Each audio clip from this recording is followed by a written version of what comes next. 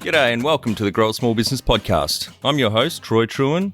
Each week, we speak with an owner who has grown a business with 5 to 30 team members to something bigger. Diving into their numbers and unearthing the pain they've experienced, we explore what they did to overcome each barrier and what they would do differently from day one. Let's get into it.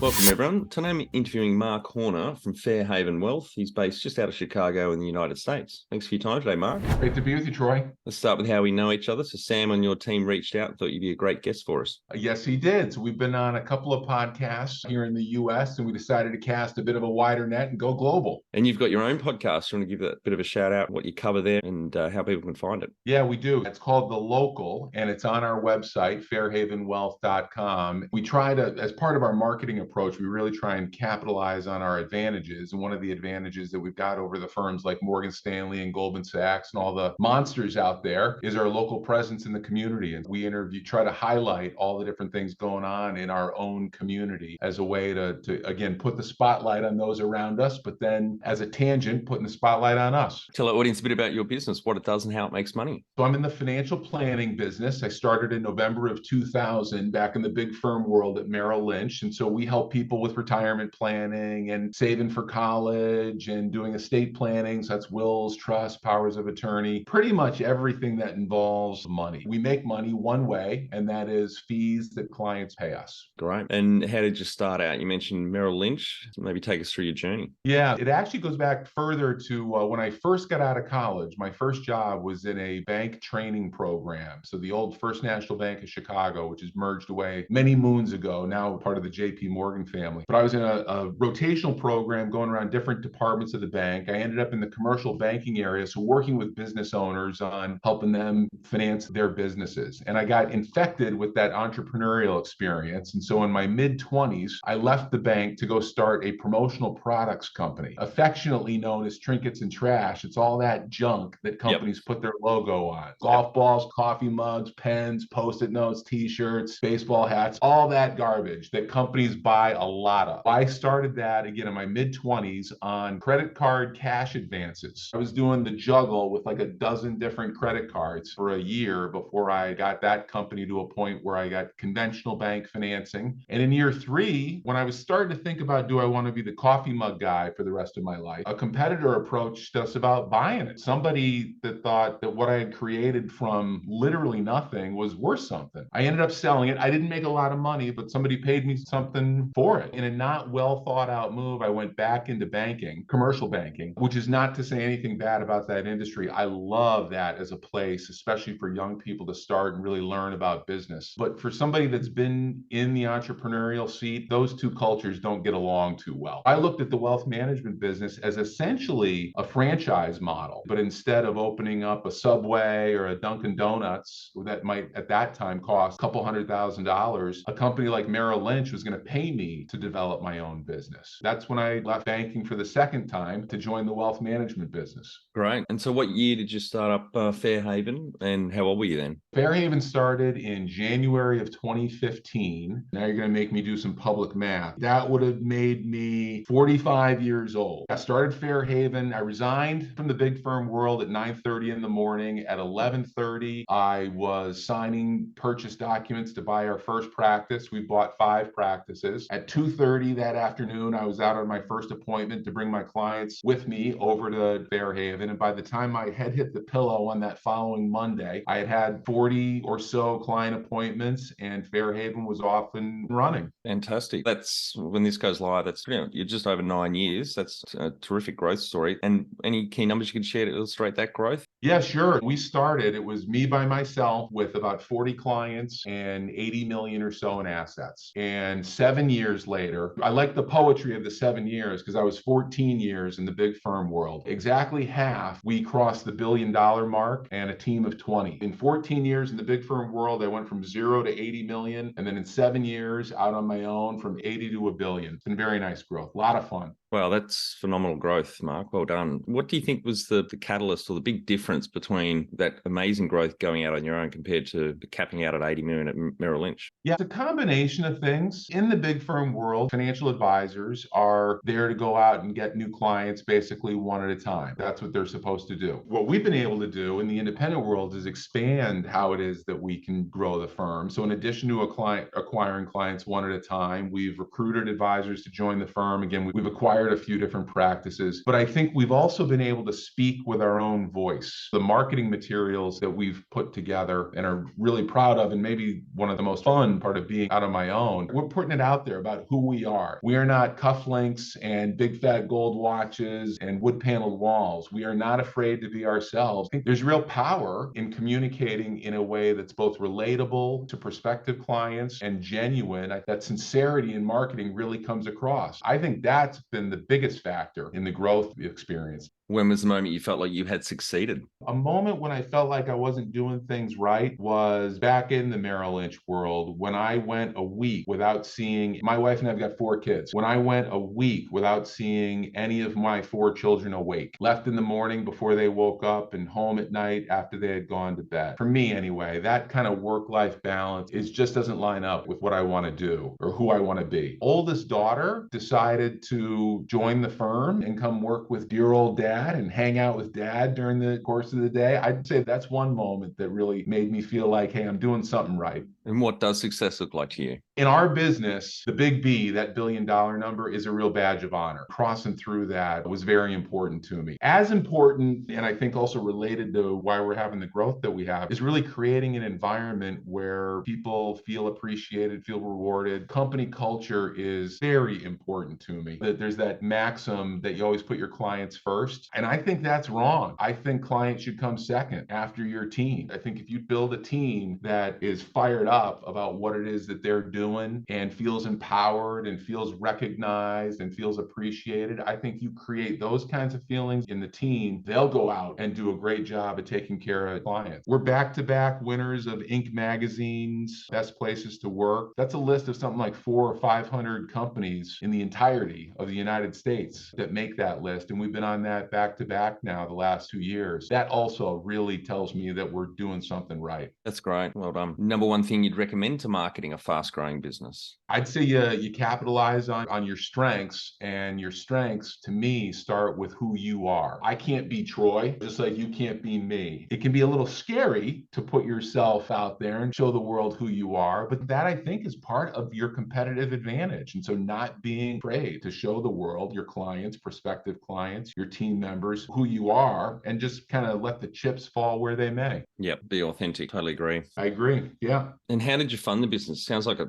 capital intensive business. You said you acquired 4 practices right out of the gate. 3 on day one, and then 2 a few years later. So right, again, I started my career in banking, so I'm familiar with the concept of using other people's money. I like that concept a lot. The financing of the business has been a little bit from me, but not a whole lot. It's been mostly banks and doing seller financing in acquisitions. And so far, that's working. No other investors? You own the business? No. Yep. No, committee of one. If you were to start up today with plenty of funding, would you go into your industry? That is a great question. As much fun and as much impact as I feel like we have, again, on the team and our clients, it was a rough frickin' road getting started. And I'm not sure, with my eyes wide open, knowing what it is that I would have to go through, I'm not sure if I could do it again. That I had to back then because the ships had been burned on the shore. And so it was just, you got to figure it out. But stepping into that, knowing full well what I was going to have to go through, I don't know if I could do it again. Can you outline the most stressful point in your small business growth journey so our audience can learn from it? The most stressful was probably that Thursday night before I went in to resign to pull the trigger. I'd done 3 years of due diligence, the industry and mapping out the business plan. And so I'd put my work in. On that Thursday night driving home, when I was going to go in the next morning, and once you say, I'm done, I'm moving on, there's no putting that genie back cracking the bottle. I needed to make sure that I had really thought things through. So I stopped at a bar on the way home by myself, which reveals a whole nother set of problems I got. But to sit quietly by myself just to think through it one more time. My wife, again, we've got 4 kids. My wife doesn't work officially. She takes care of the kids, but in the house, which is a ton of work. I'm the only breadwinner for the family. And so if I fall flat on my face, that affects more than me. Thinking through that thoroughly that night before, I'd say was the biggest stress point. Yeah, I remember the one and only job I ever had out of uni was at PricewaterhouseCoopers there for almost 3 years. And I remember the night before I quit, it was actually a few nights I couldn't actually sleep. I was stressed about excited, but also stressed about the uncertainty of going out on my own, age 27. But yeah, it's a huge decision. It is. Those feelings, though, to me, like in sports, the butterflies or the tension you feel before or during competition, that's fundamentally good energy. Yep. Eustress.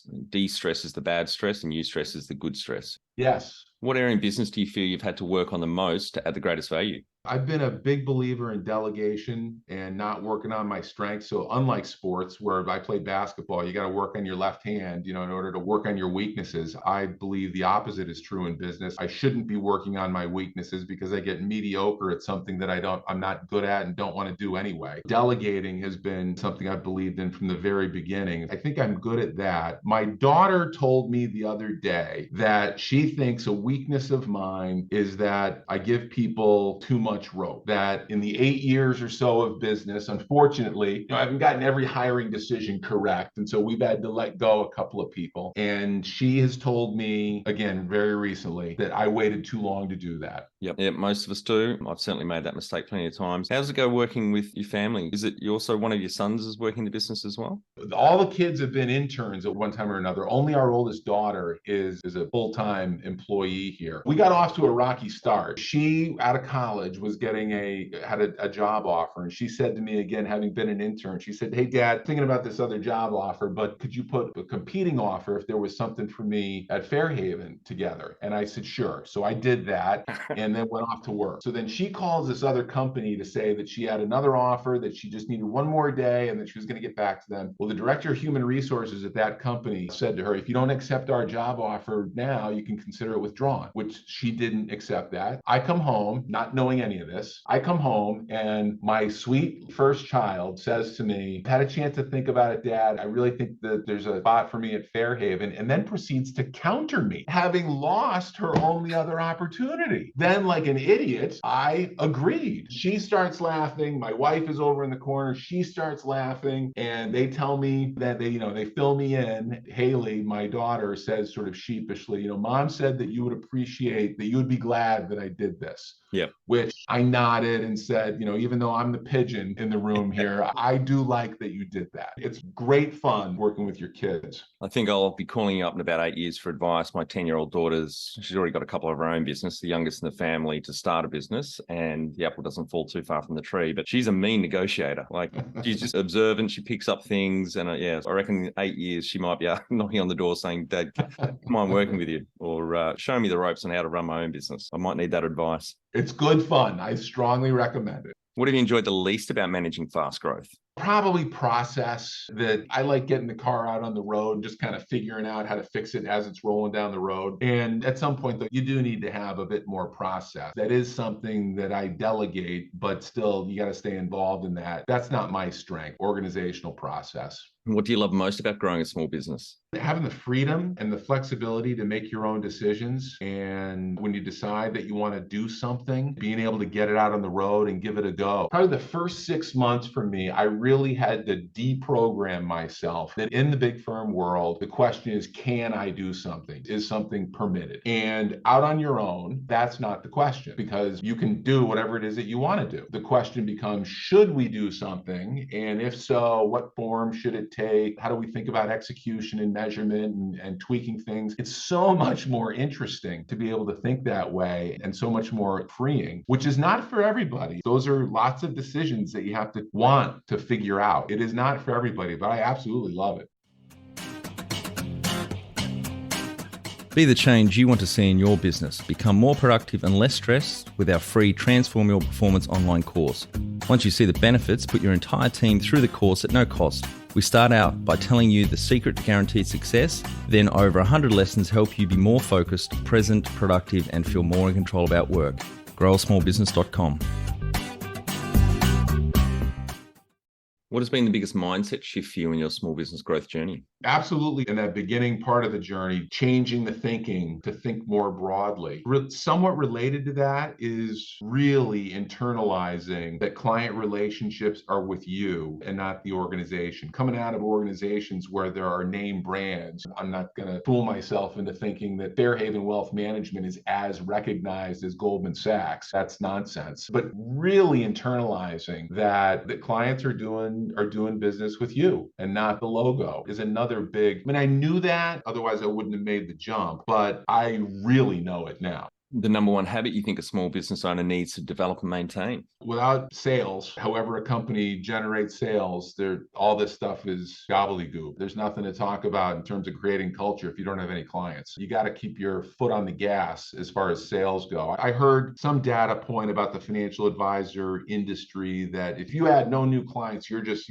slowly gliding the ship into the ground, that you're losing revenue at maybe a 5 to 10% clip per year. The market can hide that sometimes from the investment performance, but I am very focused on what are we doing for business development? What are we doing to grow? What are we doing to keep clients engaged, that they're curious about what's going on next? But yeah, I'd say for any small business person, if you aren't focused on sales, you got trouble waiting for you. Yeah. Can you talk to how you've added people to the team, some wins, mistakes, and advice for those listening? We've made more wins than we have made mistakes, which I'm very, very thankful for. Finding the right fit is very important. I don't know, and kind of debriefing with myself about some of the mistakes that have been made, I don't know that there were signs early on that I really could have seen. I think I had to experience interacting with people on a full-time basis in order for the lack of fit to be revealed. I mean, I remember when I talked about when I was back at Merrill Lynch, I ran the financial advisor and training program after I graduated from it for a little while. And the dropout rate there is like 75% of all financial advisors are gone by year 2, 90% are gone by year 5. So 1 out of 10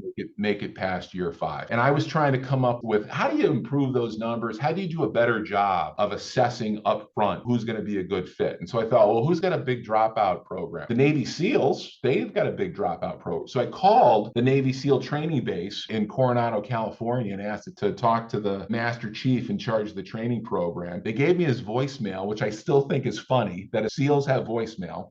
And he called, which they do. So he called me back though 2 days later, and I explained what I wanted to learn, how we could better select people. He said to me, "You do know that we blow shit up and kill people for a living, right?"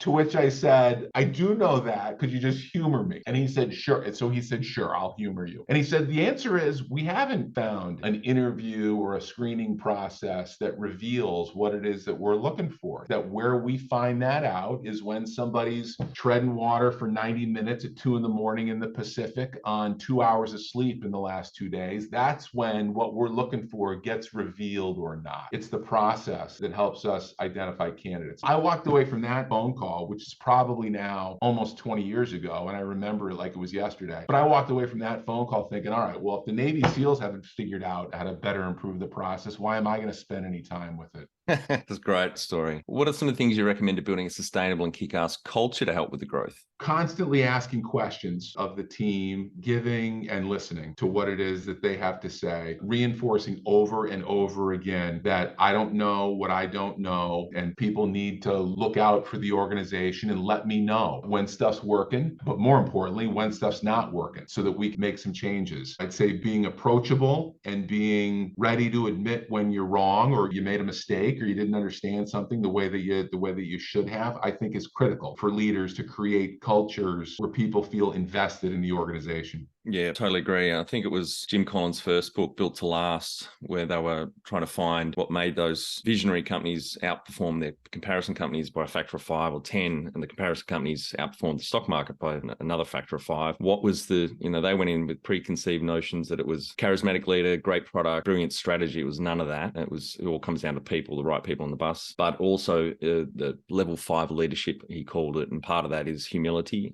being humble. That is so important in leadership and management. management. There's a great line, Senator Alan Simpson, about humility. He delivered this in President Bush's eulogy for President Bush. His comment was specific about Washington, D.C., but I think it applies broadly to the world. And it was, those that travel the high road of humility are rarely bothered by heavy traffic. Love it. It's great. Tell our audience how you've handled balance. I got balance wrong earlier in my career, back to not seeing my kids awake for a week at a time. So I got my head screwed on straighter. It's not completely straight, but early on in my career. And so I feel like I've done a good job of making sure that I'm striking the balance between taking care of stuff at work and making sure that home is not paying that price. I mean, I remember as coaching sports with kids, one of the neighborhood kids volunteered to help us out with one of the teams. And on the ride to practice one day, his dad was a big medical practice here in Chicago. And his son said in the car on the way to baseball, I remember the one time my dad saw me play, the one time. It makes me sad now, but